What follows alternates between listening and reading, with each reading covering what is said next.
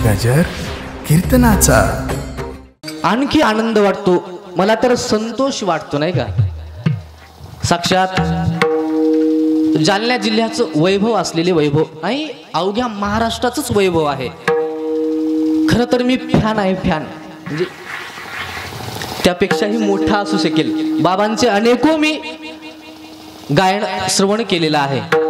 थोडं थोडं त्यांच्याच चालीचं मी थोडं करतोय बरं का।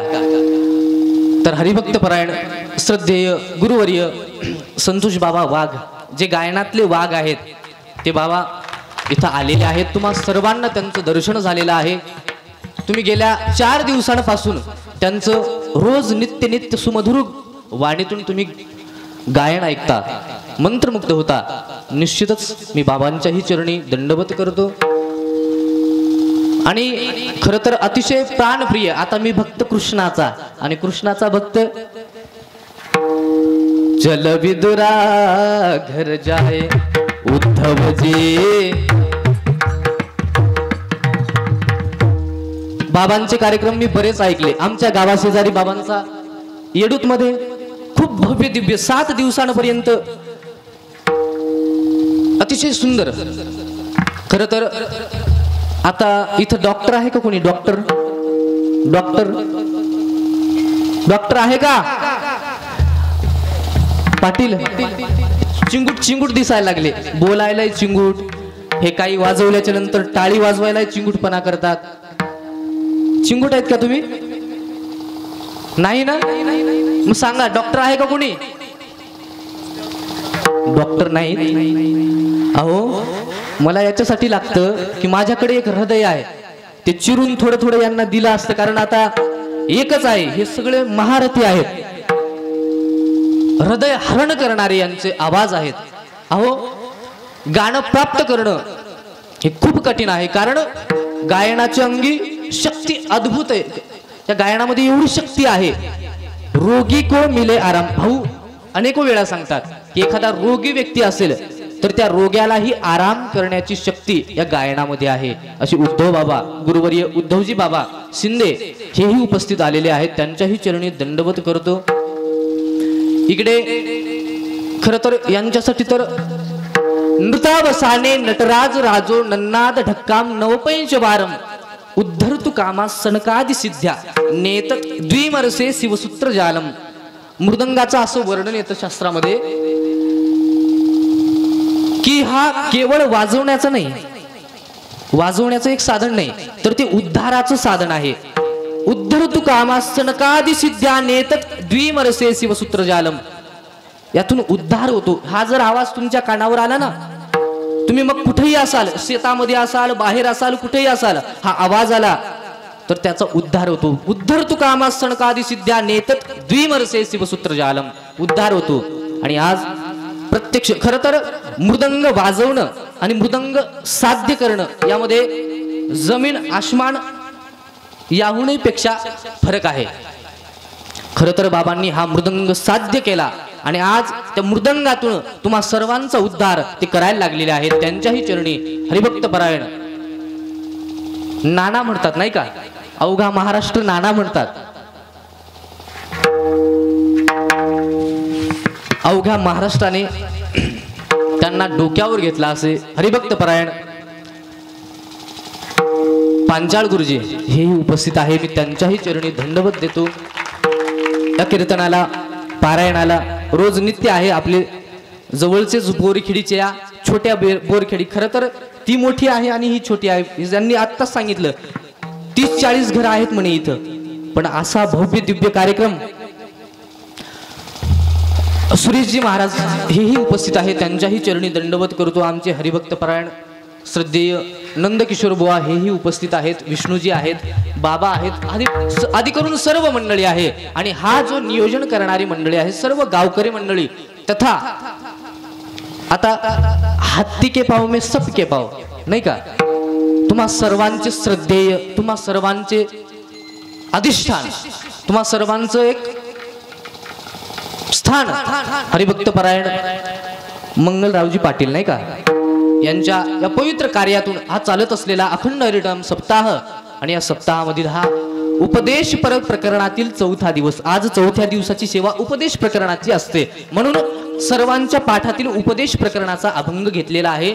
सर्वांना त्या उपदेश प्रकरणामध्ये मी महाभाव प्रदेशामध्ये प्रवेश करण्याचा प्रयत्न करेल. विठ्ठल विठ्ठल.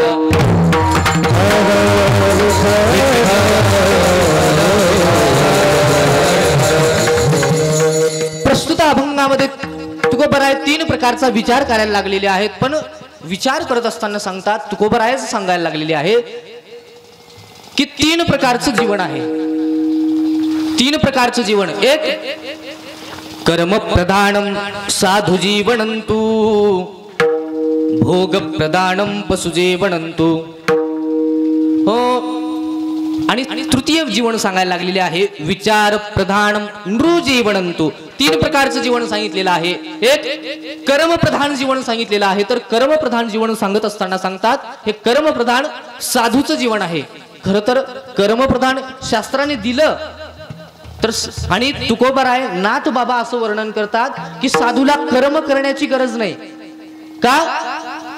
झाली संध्या संदेह माझा गेला, आत्माराम हृदय प्रगटला. अरे ज्याच्या हृदयामध्ये आत्माराम प्रगट झाला त्याला कर्म करायची काय गरज आहे? परंतु शास्त्र म्हणतं साधूनं कर्म करायला पाहिजे, कर्म करायला पाहिजे. कर्म नित्य. साधूला एकादश धरायची काय गरज आहे?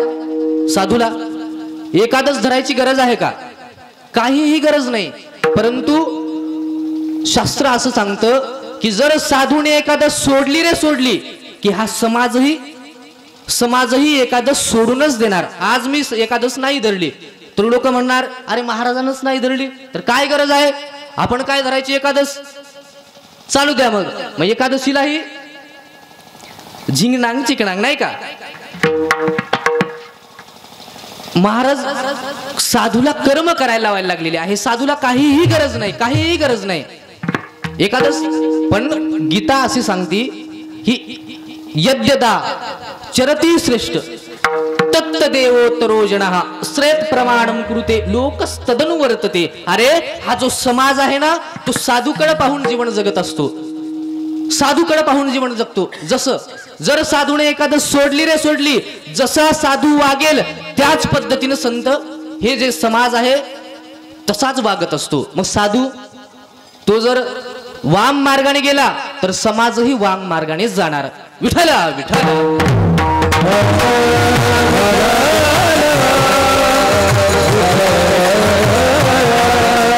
म्हणून साधूला कर्म करायला सांगायला लागलेले आहे, कारण त्याच्याकडे पाहून सर्व समाज जगत असतो, वागत असतो असं वर्णन आलेलं आहे. जसं असं वर्णन आलेलं आहे. आता बाबांनी मला अगोदरच सांगितलं की हस्त खेळतं नाही का? बघा साधूकडे पाहून जीवन कसं जगतात.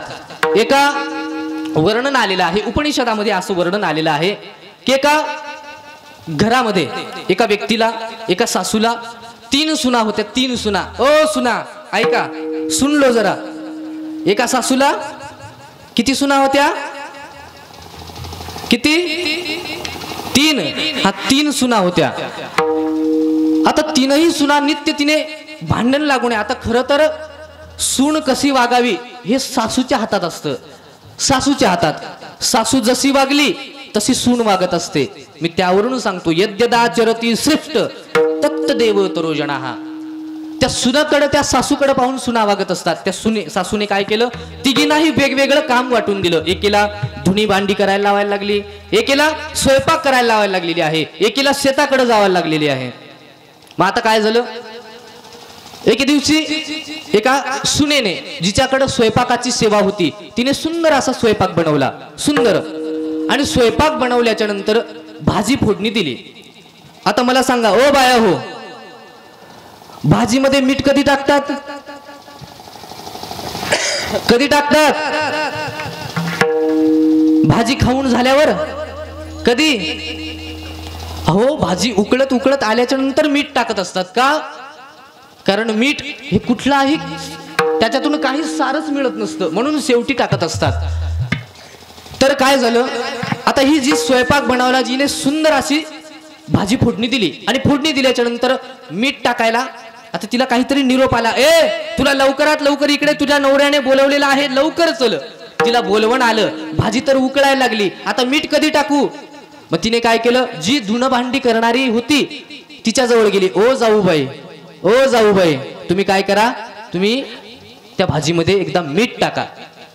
ती म्हणायला लागे, अगं माझ्याकडे एवढा भाण्याचा पसारा पडला, कसं मीठ टाकू. जा ना, तूच टाकून जा म्हणे. काय होत नाही, एखाद्या दिवशी टाकलं तर काय व्हायलं. तिने विचार केला, अरे उकळायली भाजी. पुन्हा ती जी शेताकडे जाती का तिला विचारायला लागली, ठकू बिकू काय नाव असेल. तिने विचारले, तू शेताकडे जाते ना, तर जाता जाता एकदा मीठ टाक म्हणे आणि मग जा. ती म्हणायला लागली, अगं मला शेताकडं खूप उशीर व्हायला लागला, बाया शेतामध्ये आहेत, हरभरं भरपूर वाढलेलं आहे, तूच टाकून जा. मग ही सासूकडे गेली. सासूकडे पाहिलं तर सासू त्या शेंबड्या नातवांना खेळवायला लागली. आता तिनं पाहिलं, सासूबाई एकदा मीठ टाकता का असं बोलली. सासून नुसता हात असंच केला. हिला वाटलं की मलाच टाकायला लावायला लागलेली आहे का काय. मग हिनं जाता जाता हीच थोडं मीठ भाजीला लागतं तेवढं मीठ टाकलं आणि निघून गेली. आता जी धुणी भांडी करणारी होती तिला असं वाटलं, अरे कधी नाही बोलली, आज बोलली, टाकून द्यावं. मग या धुणी भांडीवाली तिनंही मीठ टाकलं, ती काम आवरून निघून गेली. आता ही शेताकडे म्हणायला लागली, अगं माझ्याहून लहान आहे, मोठी आहे, कधीच नाही बोलली, एकदा टाकून द्यावं. आणि मग ही जाता जाता शेताला जाता जाता हिनंही थोडस मीठ टाकलं, आणि ही निघून गेलेली आहे. आता ती सासू म्हणी, माय माझ्या सुननं किती आदर केला, मला हळू आवाजच बोलली, जाऊ द्या. सासूने काय केलं, थोडी चिमूटभर मीठ घेतलं आणि टाकून दिलं आणि निघून गेली. तेवढ्यामध्ये भारदस्त मिशावाला म्हातारा आलं, वाढ जेवायला. सासून सुंदर असं ताट केलं. पुन्हा त्या तिघींचे नवरे सुद्धा आले, तेही बसले पंक्तीमध्ये. आता तिघही त्या म्हाताऱ्यासोबत जेवायला बसले. म्हाताऱ्याने घास मोडला, मुखामध्ये टाकला. किती गोड असेल, किती गोड असेल. त्याने तर स्तुतीच केली, स्तुतीच. अन्नपूर्णे सदा पूर्णे शंकर प्राणवल्लभे ज्ञान वैराग्य सिद्ध्यर्थम भिक्षाम देहित पार्वती. त्याने आता त्या म्हाताऱ्याने काय केलं, गप जेवढी वाढली होती ना तेवढी मुकाट्याने खाऊन घेतली. आता त्या मुलंही सोबत बसले होते, त्यांनाही वाटलं, अरे बाबाच काही म्हटले नाही तर मग आपण का म्हणायचं. त्यांनीही मुकाट्याने खाऊन गेले आणि निघून गेले. जेव्हा या बाया जेवायला बसल्या, खायला लागल्या, तर त्यांना कळालं, अरे आपण एवढं मिठाचीच भाजी केली असं त्यांना वाटायला लागलं. परंतु त्या म्हाताऱ्याने जर तिथं असा विचार केला असता की सासूला आपण बोललो असतो, कुणी भाजी केली, एवढं मीठ टाकतात का, जर मी असं बोललो असतो तर माझं पाहून हे तीन मुलंही असंच वागले असते. यद्यदाचरती श्रेष्ठ तत्त देवोत्तरोजणा. म्हणून कर्म प्रधानम साधू जीवनंतु. अरे या साधूला कर्म करायची काहीच गरज नाही, तरी सुद्धा शास्त्राने त्याला कर्म करायला सांगितलेलं आहे.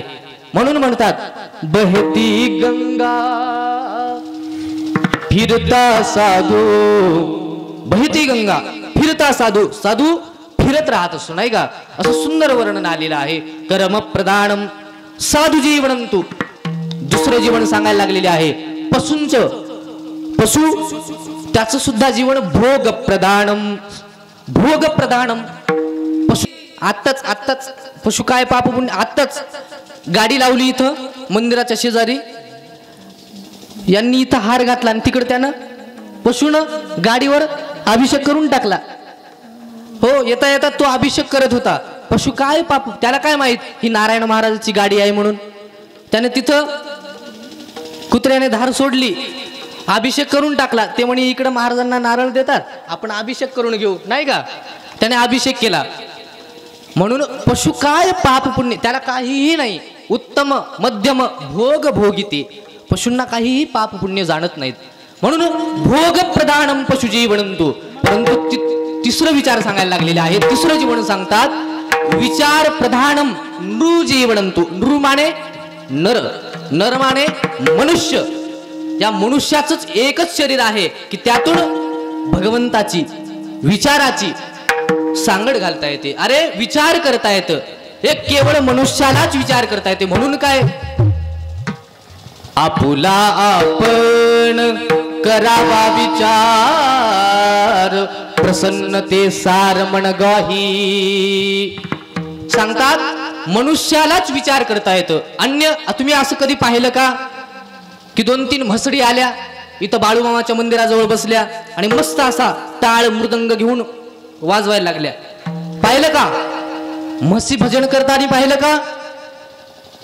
कधीच नाही. म्हशी भजन करत असतात का? ओ, म्हशी भजन करतात का? म्हशी भजन करत नाहीत. बैल भजन करतात का? बैलही भजन. आणि काही ज्ञान नाही कुठे. हा आनंद आणि कुठं आहे? हा आनंद बाहेर म्हशी आहेत, बैल आहेत, त्यांना हा आनंद आहे का? या भजनाचा आनंद आहे का? या नृत्याचा आनंद आहे का? बघा किती गोड नाचतंय. मला तर वाटतं की धोतर फिटतं की काय. पांडुरंगाचं जसं नाचता नाचता देवाचा गळला पितांबर, नाही का, एवढं सुदबुद विसरून नाचायला लागले, नाही का. मला तर वाटतं आता ते स्टेज हे दोन्ही नाचाव, बाबांनी नुसतं वाजवतच राहावं असं वाटायला लागलं. आणि काही ज्ञान नाही कोठे. अहो आनंद घ्या. मी एवढं म्हणेल बाबा की आपलं जीवन आहे ना हे असंच व्यर्थ जातंय. हे आनंद घ्या. कबीरदासजी वर्णन करतात, कबीरा हसना छोड़ दे, कबीरा हसना छोड़ दे, कर रोने से प्रीत, रोने से हरि पाया प्राण प्रिया रानी. अरे यानेच फक्त तो परमात्मा प्राप्त होऊ शकतो. अरे हसण्याचे अनेक साधन आहेत, नाही का, अनेको साधन आहेत. तुम्ही आनंद घेऊन टाका. आनंद. अहो हे असे जन्माला पाहिजे असतील ना तर याला अनेको अनेको अनेको जन्माचं पुण्य पाहिजे. किती बहुत सुकृताची जोडी म्हणून विठ्ठली आवडली. अरे सी विठ्ठला भक्ती, ही विठ्ठलाची भक्ती, हे असे पुत्र हे असे जर पाहिजे असेल ना तर याला अनेको जन्माचं पुण्य लागतं. अनेको अनेको. तेव्हा कुठं हे प्राप्त होतं. पण बाबा एका गोष्टीचं दुःख होतं, एका गोष्टीचं, जेव्हा हे लोक असं म्हणतात, आता हेच नाही अनेको, जेव्हा आपल्याला अरे धंदा आहे, त्यांचा धंदा आहे, काय महाराज कीर्तन करतात, काय नाचतात, काय, पण जेव्हा धंदा म्हणतात ना तेव्हा मात्र एकदम दुःख होतं, एकदम दुःख होतं. का मला सांगा, तुम्ही जे धंदा म्हणता, धंदा कोणता कोणता असतो? व्यापार करणं, कपडे विकणं, किराणा दुकान, पाईपलाईनीचं दुकान, ट्रकाचं विकण्याचं दुकान, आदी आदी कुठलंही दुकान ते धंदा आहे. मला सांगा, तुम्ही किराणा दुकान टाकू शकता की नाही? टाकू शकता की नाही? कोणीही टाकू शकतं. पाईपाचं कोणीही टाकू शकतं. अरे तुम्ही असा विचार केला की मी विमान विकण्याचं दुकान टाकेल तरीही टाकू शकेल. पण मला सांगा, तुम्ही याला जर धंदा म्हणत असाल तर मग हे धंदा तुम्ही करू शकाल का? हा धंदा तुम्ही करू शकाल? कोणीही हा धंदा करू शकत नाही. मग हा धंदा झाला का? हा धंदा नाही. अहो याला फक्त त्या परमात्म्याची कृपा लागते, कृपा लागते. तेव्हा कुठं आज उद्धव बाबांना एवढा गोड सुमधुर आवाज दिला, का दिला? कृपा आहे. तुम्हाला वर्णन आलेलं बाबा की ज्याला गायन, वादन, कीर्तन, कथा हे गुण कुणाला मिळत असतात? गायनाचार्याला गुण हा कधी मिळत असतो त्याचं वर्णन आलेलं आहे. हे गायनाचार्य म्हणजे नुसते गायनाचार्य नसतात. असं वर्णन आलेलं आहे की इंद्राला देव आज्ञा करत असतो, या पृथ्वी लोकावर आपल्या काही गंधर्वांना पाठवा. ते जन्मोजन्मीचे गंधर्व आहेत. तेव्हा कुठे हे प्राप्त होतं? अहो याच्यामध्ये एवढी शक्ती आहे, एवढी दिव्यता आहे, हे गंधर्वांना जमतं. आणि हे पूर्वजन्मीचे कोणीतरी गंधर्व असतील तेव्हा कुठे यांना प्राप्त झालेलं आहे. हे काय असं साधारण नाहीयेत. तुम्हाला हे दिसतात, साधारण नाहीये. हे कुणालाही प्राप्त होत नाही. जन्मोजन्मी आम्ही बहुपुण्य केले तेव्हा या विठ्ठले कृपा केली. अहो असं वर्णन येतं की यांच्याकडे पाहून पित्र सुद्धा आनंद व्यक्त करत असतात. मग ते पित्र कुठेही असो. बाबा असं वर्णन आलेलं आहे उपनिषदामध्ये की एका व्यक्तीने काय केलं, भगवंताची तपश्चर्या केली. भगवंताचं रोज नित्य भजन करायचा, नित्य जप, संध्या जप, तप, कर्म, अनुष्ठान सर्व काही करायचं. एकदा भगवान आले, प्रगट झाले. काय पाहिजे तुला, माग. मग त्या व्यक्तीने मागितलं, बाबा देवा मला एकच गोष्ट पाहिजे, मला एक स्वर्ग आणि नरक या दोन गोष्टी पाहायच्या, ह्या कुठे आहेत? मग आता त्या व्यक्तीला भगवान म्हणाले, ठीक आहे तथास्तु, तू काय कर, स्वर्गामध्ये जा, नरकामध्ये जा. त्या व्यक्तीने पहिल्यांदा मी नरकामध्ये जाईल. मग तो व्यक्ती सदेह गेला, सदैव नरकामध्ये गेला. यमराजाने स्वागत केलं. या अतिथ्यम शिवपूजनम प्रतिदिनम मिष्टान्नम पानम होई साधु संगमुपाविशत धन्यो गृहस्थाश्रमा. यमराजाने त्यांच्या पत्नीसहित त्याचं स्वागत केलं. आला, काय पाहायचं तुम्हाला, कुठला नरक पाहायचा, ताम्रपत्र, रुरु, अशीपत्रवण, कुठलं नरक पाहायचंय? त्याने सांगितलं, मी कुठलंही रुरु नावाचं नरक पाहिल. म्हणजे जे आई वडिलांना त्रास देतात त्या रुरु नावाच्या सांगतात ते नरक पाहिजे. कारण त्या नरकामध्ये असं वर्णन आलेलं आहे की जो आई वडिलांना त्रास देतो, ब्राह्मणांना त्रास देतो, त्यांना 60,000 वर्षापर्यंत त्या तेलात तळतात. कशात? तुम्ही जसे भजे पकोडे तळता ना, कसे तळता, असं लाल बुंद होईपर्यंत, तसं तिथं आशीपत्र नावाच्या त्या रुरु नावाच्या नरकामध्ये तळत असतात. त्या व्यक्तीने सांगितलं, मला रुरु नावाच्या नरकामध्ये जायचं, जा म्हणे. तर तिथं काही व्यक्ती पाहिले, तर ते एका व्यक्तीला असे तुकडे तुकडे करायचे आणि त्या तेलामध्ये टाकायचे. ते यमदूत तळायला लागायला लागले. परंतु असं तळत असताना असं वर्णन आलेलं आहे की त्यातील एक जीव गदा गदा गदा हसायला लागला. मग त्याने सांगितलं, ओ थांबा, तळू नका म्हणे, त्या माणसाला माझ्याकडे पाठवून द्या. आता तिथं तो आल्याच्या नंतर विचारला, अरे तुला नरकामध्ये तळायला लागलेले आहे तरी सुद्धा तू हसतोय, काय कारण आहे? सांगितलं. त्या व्यक्तीने असं उत्तर दिलं, बघा मी का हसतोय म्हणे माहिती आहे? अहो आता काहीच दिवसांमध्ये माझ्या घरी एक असा पुत्र जन्माला येणार आहे की तो भगवंताचं भजन करणारा असेल, भगवंताच्या कीर्तनामध्ये तो टाळ वाजवणारा असेल. म्हणून मला, कारण तो जर जन्माला आला की माझी नरकातून सुटका होणार आणि मी स्वर्गामध्ये नाही वैकुंठ लोकामध्ये जाणार आहे, असं सुंदर वर्णन केलेलं आहे. विठ्ठला विठ्ठला.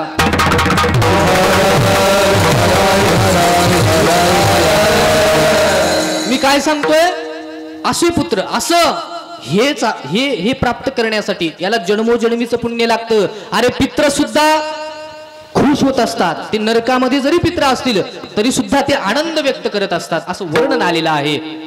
यो नृत्यती प्रहिष्टात्मा तालिका वादनय हृतम शरीरस्ते उडियंता सर्वे पातक पक्षिणाम. तरणा भाग्यवंत, याच श्लोकाहून असं वर्णन येतं, तरणा भाग्यवंत नटे हरिकीर्तनात. हे बघा किती तरुण मंडळी आहेत. तुम्हाला असं वाटत नाही की असं मुलगा आपलाही असावा? अरे याच्यासाठी तर तुकोबराय म्हणतात, धन्य माता पिता तयाचिया, धन्य माता पिता तयाचिया.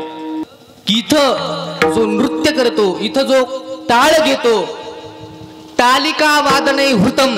तालिका म्हणजे टाळी, तुम्ही जी टाळी वाजवता ना, तालिका वादने हृतम शरीर असते उडियंता सर्वे पातक पक्षिणाम. जसं पक्षी असे अचानक उडून जातात ना, त्याच पद्धतीनं इथं कीर्तनामध्ये जो कोणी टाळी वाजवतो ना, जो कोणी भजन करतो ना, त्याच्या शरीरावरले सर्व रोमावरले सांगतात त्याचे पाप निघून जात असतात. जसे पक्षी उडून जातात ना, त्याच पद्धतीनं असं वर्णन आलेलं आहे. शरीर असते उडियंता सर्वे पातक पक्षिणाम. मग त्याची कितीही, म्हणून असं वर्णन आलेलं आहे. यत्र प्रविष्टो सकलोपी जंतू.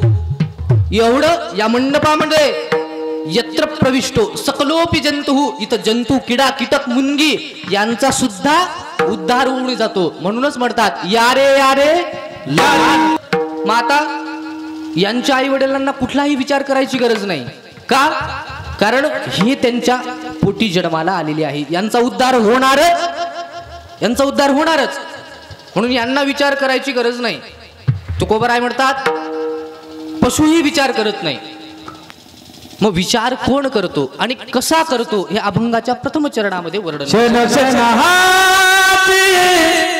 तुकोबाराय म्हणतात क्षणोक्षणाला विचार करा, क्षणोक्षणाला. कशाचा? तरुण जाण्याचा, या भवसागरातून तरुण जाण्याचा क्षणोक्षणाला विचार. सतत सतत सतत विचार करा, सतत असा विचार करा म्हणायला लागलेले आहेत. आता बाबा एवढं गोड वाजवायला लागले. आमच्या शंकर महाराज आहेत ना बेलोरा, तिथं सुंदर असा पखवाद वाजवत होते कीर्तनामध्ये. पण वाजवत असताना काय झालं, 2-3 महिला उठल्या आणि आपल्या यांचं कीर्तन होतं उखळीकर बाबांचं, अनादि निर्गुण प्रगटली भवानी, असं सुंदर त्यांनी प्रमाण म्हटलं. आता 2-3 महिला मंडळ चालू झालं. एके ठिकाणी असं झालं, एका महिलेची अशी नाटक करायची, कुठं भजन चालू झालं की ती चालू करायची, चालू करायची. एकदा अशा गर्दीमध्ये सुंदर महाराज पखवाद वाजवायला लागले आणि गर्दीमध्ये तिनं नाटक चालू केलं. पण नाटक असं झालं की तिच्याच अंगावर आलं. हे टपोरी माळ कशाची असते तुमच्या गळ्यामध्ये, ती सोन्याची ठोकर माण्याची एकदानी नाही का, अहो ती एकदानी तिची त्या असं करताना तुटली. आता तुटल्याच्या नंतर काय करावं, सगळी गर्दी. मग तिनं चालू केलं,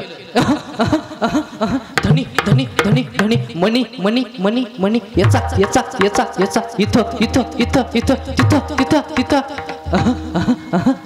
ती त्याच्यातून सांगायला लागली. बरं एवढंच नाही, दुसरा येचू लागला. येचतानी आता तिचा नवरा ती येचू लागला, पण तिसऱ्याने त्याचा लाभ घ्यायला सुरुवात केली. त्याला कळालं की हिची एकदानी तुटली. मग याने काय केलं, दुसरा उठला, असं जाऊ जाऊन ते मणी येचू लागला. तर मग त्या बाईच्या नवऱ्याने त्याला धरलं. जसंच धरलं, पक्की आवळून धरलं की याने मणी घेतलाच नाही पाहिजे.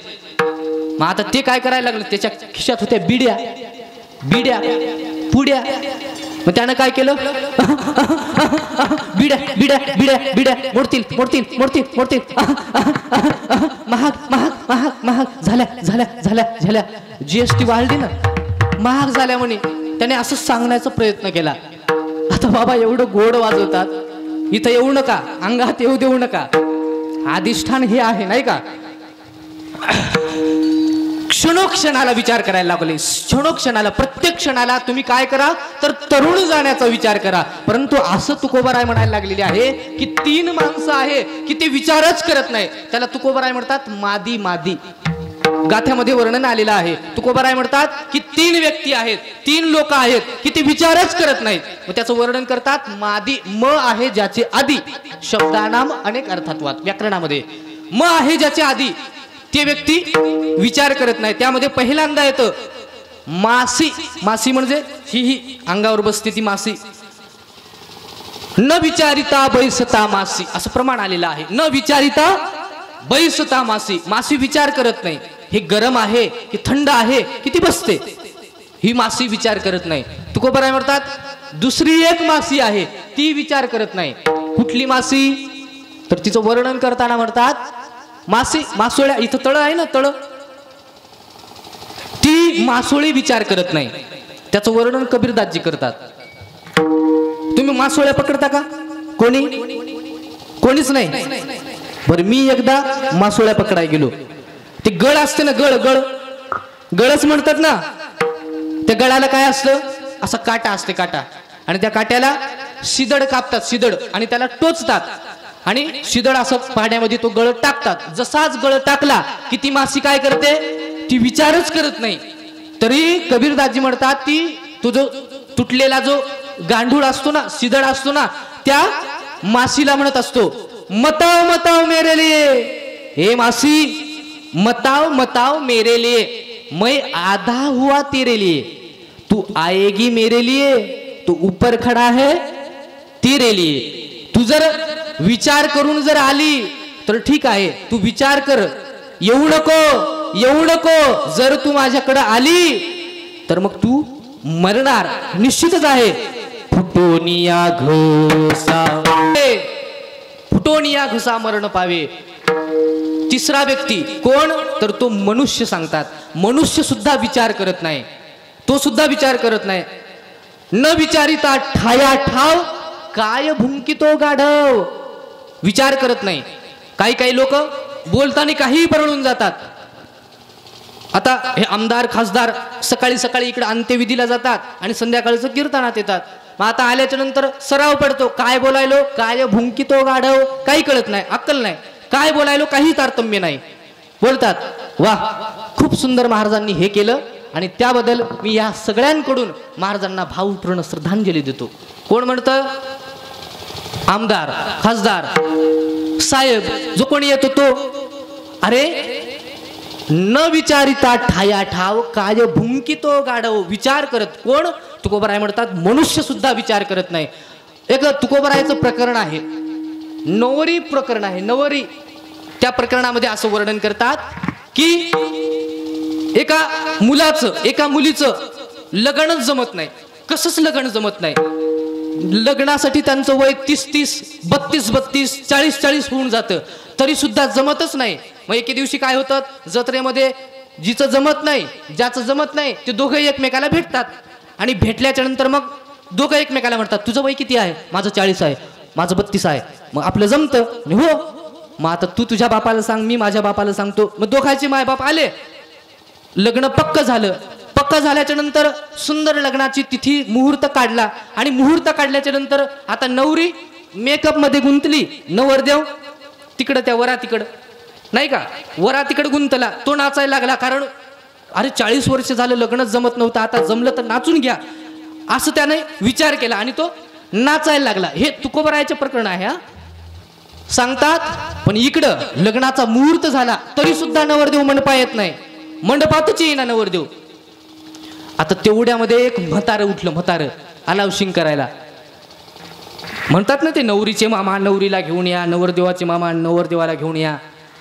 मग आता त्याचं वर्णन करतात, तर ते म्हातारं काय म्हणतंय हे तुकोबराय वर्णन करतात. तुकोबराय म्हणतात, मांडवाची दारा पुढे आणला म्हातारा, म्हणे नवरी आणा रांड, जाळा नवऱ्याचे तोंड. तू काय म्हणतो? अरे त्या नवरीला आणा आणि एकदाच त्या नवरदेवाचं जाळून टाका एकदा तोंड, असं म्हणतात. म्हणजे न विचारिता ठाया ठाव काय भुंकितो गाढव, विचारच करत नाही कोण? मनुष्य. म्हणून त्या तुकोबराय म्हणतात, अरे विचार कर बाबा, हे देह पुन्हा पुन्हा येणार नाही, हा नाशवान आहे, हा जाणारा आहे, त्याचं आयुष्य काळ खातो. टाळ्या वाजवा, टाळ्या वाजवा. नाशिवंत देह जाणार सकळ, आयुष्य खातो काळ सावधान. याच्यावरूनच भागवतामध्ये एक सुंदर श्लोक आलेला आहे. काल व्याल मुखग्रास त्रास निर्णास हे तवे, श्रीमद भागवतम शास्त्रम कलौ किरेण भासितम. आपण सर्वजण त्या कालाच्या मुखाचे ग्रास बनलेलो आहोत. आपल्याला तरुण नेणारा तो एकच आहे. ते कोण आहे? तो परमात्मा आहे. पण त्याला तारुण्य नेण्याचं साधन जर काय असेल तर हे शरीर आहे. शरीर हे कधी जाईल, क्या भरोसा है इस,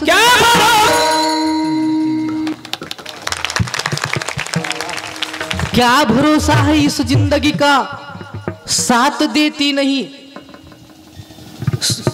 किसी का नहीं, कोणाचीच साथ देत नाही कधी. हे श्वास, अहो हे जीवन जे आहे ना, हे श्वासांवर दिलेलं आहे. श्वासांवर, हे वर्षांवर हे जीवन आहे ना आपलं. हे बघ, तुला हे 10 वर्ष घे, तू जिवंत राहा, असं नाही दिलं. श्वासांवर जीवन दिलेलं आहे. तुला 1,00,000 श्वास घे आणि बघ, तू तुझा तू विचार कर, श्वासांवर हे जीवन दिलेलं आहे. मग तो श्वास, आपला शेवटचा श्वास कुठला असेल हे काही सांगता येत नाही. म्हणून तुम्ही विचार करा, हे नाशवान आहे, हा देह नाशवान आहे, जाणारा आहे.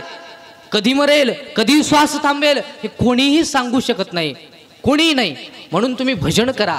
याच देहातून भगवंताचं भजन करतं. अहो हा जो संसार आहे ना, या संसारामध्ये केवळ एकच मनुष्य आहे की तो काहीही प्राप्त करू शकतो, कितीही प्राप्त करू शकतो. कारण याचं वर्णन शास्त्रामध्ये आलेलं आहे की माणसाच्या बुद्धीमध्ये 7 कोटी तंतू असतात. तंतू म्हणजे जशी मोबाईलची मेमरी असती, memory 1 GB 2 GB 4 GB 8 GB 16 GB 64 GB आता आधी आधी भरपूर GB. तसं ही माणसाची जी बुद्धी असते यामध्ये 7 कोटी तंतू असतात आणि एका तंतूमध्ये 7 कोटी तंतू, एका तंतूमध्ये आपण 1 कोटी आठवणी 1 कोटी साध्य आपण करू शकतो. एवढी आपली बुद्धी व्यापक आहे, एवढं व्यापक आहे की काहीही ग्रहण करू शकते. म्हणून हा एकदा जर देह गेला, ह्या विचार हा कुत्र्याला नाही, मांजराला नाही, केवळ मनुष्याच्या जवळ ही शक्ती आहे, अन्यत्र कुणालाही नाही. अहो म्हणून इंद्रादी ब्रह्मादी देवी देवता ते या देहाची देह दिला दे भजना गोमटा. अरे भजन हे आनंद घेण्यासाठी भगवंताने हा देह दिला ना, याचा परिपूर्ण उपयोग घ्या.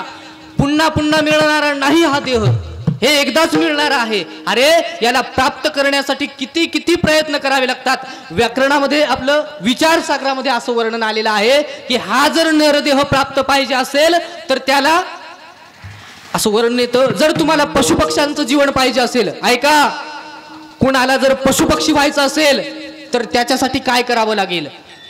तुम्हाला जर राक्षस व्हायचं असेल, भूत पिशाच व्हायचं असेल त्याला काय करावं लागेल, आणि तुम्हाला जर नरदेह प्राप्त करायचा असेल तर त्याला काय करावं लागतं. तर त्याचं विचार सागरामध्ये थोडक्यामध्ये वर्णन आलेलं आहे. सांगतात की तुम्हाला जर पशु व्हायचं असेल तर कमी पुण्य थोडं पाप, कमी पुण्य आणि जास्त जर पाप झालं तर सांगतात तो व्यक्ती भूत पिशाच होतो. जर कमी पाप आणि जास्त पुण्य, कमी पाप जास्त पुण्य जर केलं तर सांगतात तो पशुपक्षी होतो. परंतु नरदेह जर प्राप्त करायचा असेल तर त्याला समानच पाप करावं लागेल, समानच पुण्य करावं लागेल. हे जेव्हा घडून येईल, आता मला सांगा, तुम्ही काय मोजून पाप पुण्य करता का? नाही.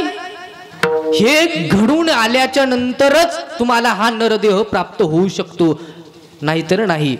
म्हणून इंद्रादी ब्रह्मादी देवी देवता या इहलोकीचा हा देह देव इच्छिता ती पाय, नाही का? म्हणून वर्णन करतात, अरे हा तुला मिळाला ना तर हा कळाला पाहिजे, याचं सार काय आहे, कुठं पाणी मुरतंय, हे सगळं तू विचार कर, विचार कर, त्या प्राप्तीचा विचार कर, असं तुकोबाराय वर्णन करायला लागलेले आहेत. का?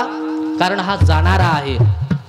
या संसारामध्ये कोणी जो जन्माला आला त्याला मृत्यू होणारच आहे, हे अगम्य आहे, हे होणारच. म्हणून तू काय कर, हा जाणारं शरीर आहे ना, हा विचार कर. मग तो विचार करायचा, मग त्यासाठी काय करावं लागेल, त्या परमात्म्याची प्राप्ती करायची, मग काय करावं लागेल, तर त्याचं वर्णन करतात की तुला जर भगवंताची प्राप्ती करायची असेल सोप्या साध्या भाषेमध्ये, तर तुकोबाराय म्हणतात तुला काही नाही, संतांच्या संग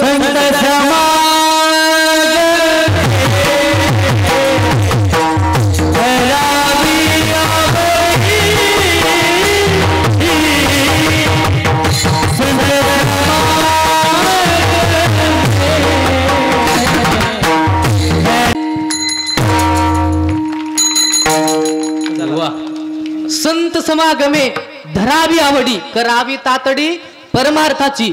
संत समागम म्हणजे अहो या समागमामध्ये या. कुठं संत काय तुम्हाला म्हणजे हे संत आहेत इथं जा असं नाही. संत समागम, हे समागमामध्ये या. काया याचं वर्णन करतात, यत फलम नास्ति तपसा न योगेन समाधिना तत्फलम लभते सम्यक कलौ केशव कीर्तनात. कलियुगामध्ये कीर्तनामधून भगवंताची भक्ती मिळते. मग ह्या संत समागमामध्ये या. इथं जर आलात तर निश्चित तुमचा उद्धार झाल्यासारखी राहणार, तुमचा उद्धार झाल्याशिवाय राहणारच नाही. म्हणून या संत समागमामध्ये या, यांची संगती धरा. बघा संताच्या संगतीचं एक थोडक्यामध्ये सांगतो आणि सेवेला पूर्णविराम करतो.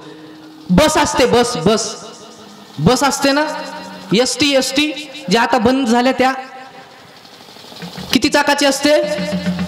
3 चाकाची एसटी असते. 7 म्हणजे एक सांगा, निश्चित सांगा, मी काय पाहिली नाही. 6, 9, 7, अरे बापरे, बरं, 4 चरणाच्या 4 पायाची एसटी असते का चाकाची? बरं, माझ्याच मनावर 4 चाकाची बस असते बघा.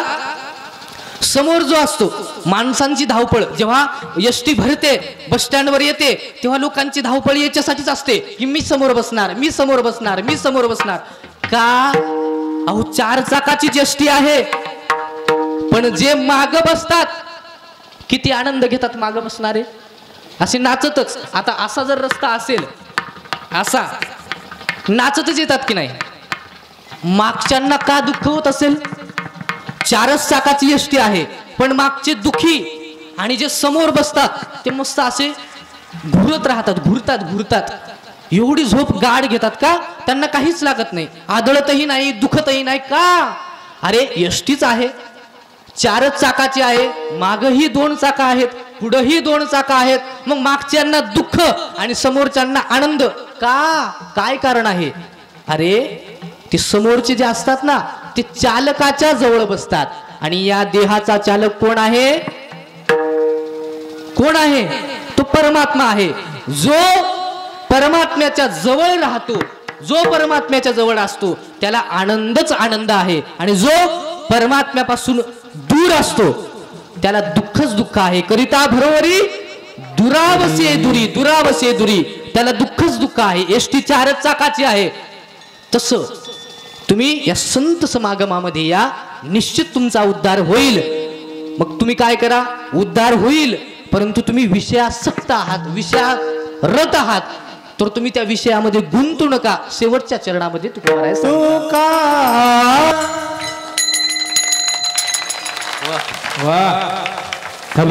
मी एवढंच म्हणू शकेल, तकदीर बदल जाएगी बोरखेड़ी आने से, बोरखेड़ी आने से, बाळू मामा देखने से तकदीर बदल जाती है. एवढंच म्हणू शकेल. सुंदर. सर्वांच्या चरणी मी एकदा साष्टांग दंडवत करतो. काही चुकलं असेल क्षमस्व. ती घडी 5 मिनिटानं पुढे आहे बरं का, म्हणून क्षमस्व. मी तिकडं पाहुणे कीर्तन करत होतो.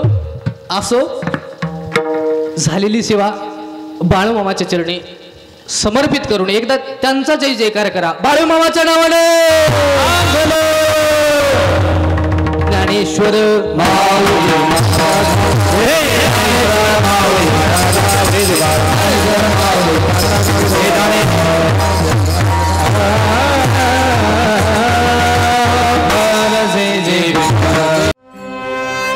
गजर कीर्तनाचा.